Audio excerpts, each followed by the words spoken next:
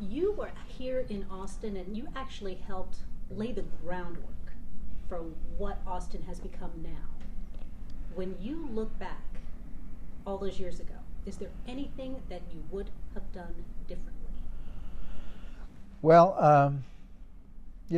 I know that I can say that we would have done anything differently. I think as I remember the issues and how we worked through them, we were very lucky to have a good, supportive mayor and council for the work that needed to be done. So just in the time I was here, we were able to secure the lease for Brackenridge Hospital with the Seton Family Hospitals. Of course, that was a prelude to the Central Health being created. It was a prelude to the Dell Medical School being done. All those building blocks were beginning to get put in place. Now, it wasn't all our doing, but it was that great cooperation and collaboration with a lot of community leaders, and we were very fortunate to bring those pieces together. Of course, when Mayor Watson ran the first time, he wanted to make downtown the city's living room. This was supposed to be our living room. And he put in place a vision and idea for what needed to be done downtown. We put a lot of infrastructure down here to try to accommodate what would eventually be the growth that we see in downtown Austin now. Then we had Mayor Wynn follow up with that because he had the Great Streets program and several other key initiatives that supported the Downtown Alliance, the Public Improvement District, those things that came together for that. We did the annexations. We just did a lot of stuff that was, and how can you forget we worried about our drinking water supply. The voters were passed the $65 million issue for drinking water. And so we've purchased a lot of land that keeps it open, preserves for the rest of our lifetimes. And so, yeah, I think, I was just part of it. There was a great team that we had. We had great political leaders. And I was just fortunate to be in the right place at the right time to help in whatever manner I could. Well, you're back here helping now again. Yeah. Did you ever see yourself back in this chair? Not really. Once you leave a job, you think, it's not natural to go back because you've left it. Hopefully you've left in place pieces that people can pick up, and certainly Toby did. Toby stepped in right behind me. She didn't miss a beat, and she ran with it. Then you had Mark Ott, and then you had Elaine Hart, then Spencer. So so they each had their role in formulating things that needed to get done for the city, and they served ably. They did some things that needed to get done. But I did not envision myself coming back, and so but I was obviously you're always flattered when the mayor. I was asked if by the mayor and council if I'd be willing to come back and serve, and so when that event happened, they asked, and we went through a family discussion because when you don't have to get up at 5 in the morning or 5:30 in the morning, because and all of a sudden you have to, because you got to plan your day, you have to be more involved in working through a more complicated schedule. So it took some talking, but once we got past the logistics of how we would do that, me and my family, my wife Quinn, we just said, okay, let's do it, and it's because it's just for interim. I'll only be here for a short while. I'll do what work needs to get done, and hopefully lay some groundwork so when the new person gets here, we'll have started some things that they can keep going with. Now you talk about laying the groundwork and starting some new things.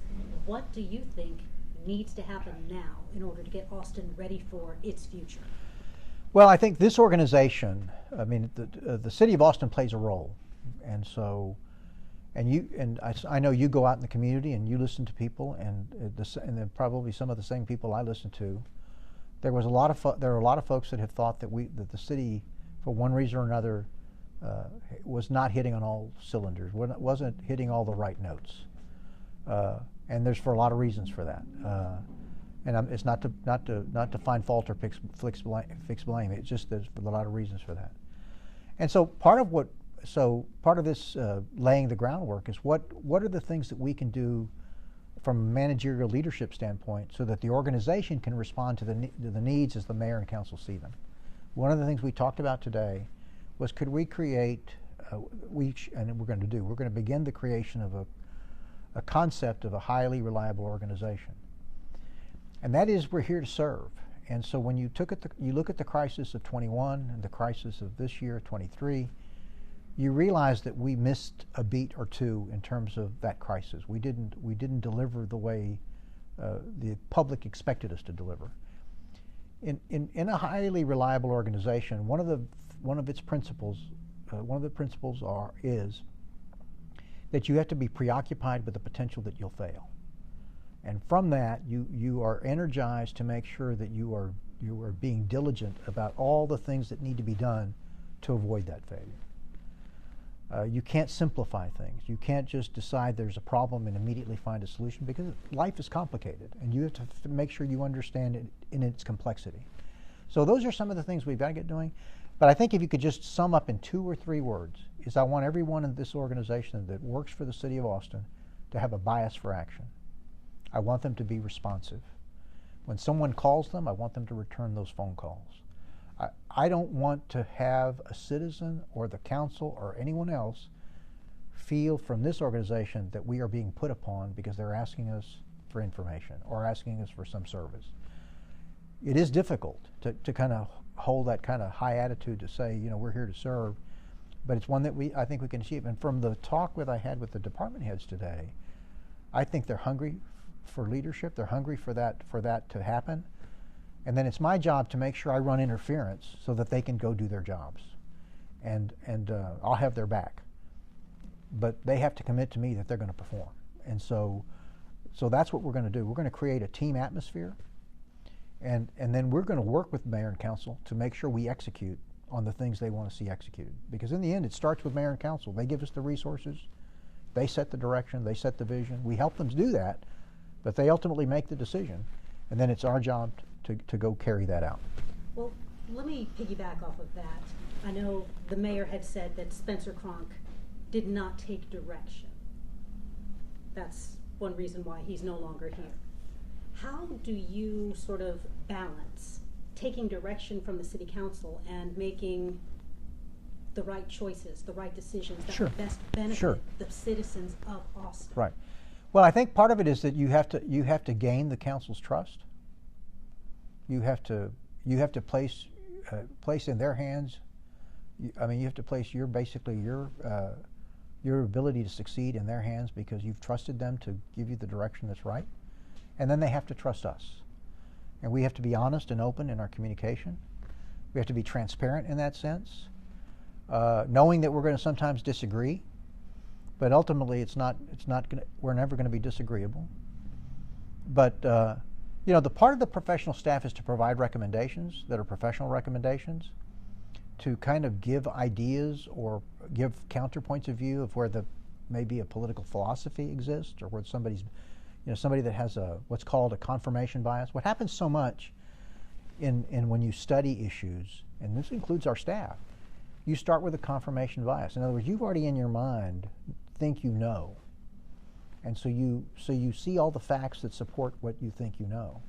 And what I challenge the staff today is that the world is complex, and it's our job to study all the different points of view, and then to bring forward the policy, and then with options for there to be a full, robust discussion by the mayor and council.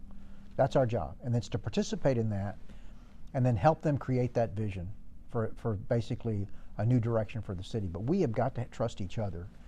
And I think we can get there. I think we're probably there already, but I do think and that way it can work best for everybody, and we'll have a lot of satisfaction at the end of this when so many things get accomplished. Is there anything else that you think people need to know or they need to understand?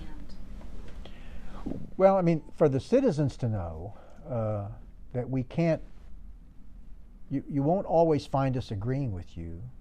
But we'll listen, and we'll learn, and we want to do our best to provide that service that's needed, and to understand the needs of the community, and what they need to do. And we're going to do this through visits, by going out to neighborhoods, neighborhood meetings, etc. Because only then can we really know kind of how the community is not just reacting to us, but thinks of us in terms of as an organization. And but I think you got to start with just that, creating those connections that are necessary to make progress.